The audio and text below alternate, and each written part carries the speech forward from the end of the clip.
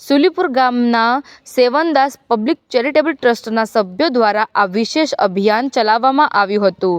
ઉત્તરાયણ પર્વ બાદ રસ્તાઓ અને અગાસીઓ પર પડેલી વેસ્ટ દોરી પશુ પક્ષી અને મનુષ્યો માટે જીવલેણ સાબિત થતી હોય છે। ત્યારે મહેસાણાના સુલીપુર ગામમાં એક પ્રેરણાદાયી કિસ્સો સામે આવ્યો છે, જ્યાં ગામના જાગૃત યુવાનોએ પર્યાવરણ અને જીવદયાનું ઉત્તમ ઉદાહરણ પૂરું પાડ્યું છે।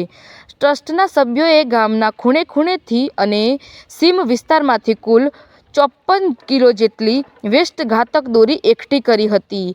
એકઠી કરેલી આ દોરીનો સુરક્ષિત રીતે નાશ કરવામાં આવ્યો, જેથી ભવિષ્યમાં કોઈ પક્ષી કે પશુ તેમાં ફસાઈને ઈજાગ્રસ્ત ન થાય કે કોઈ માણસનું જીવનું જોખમ ન રહે।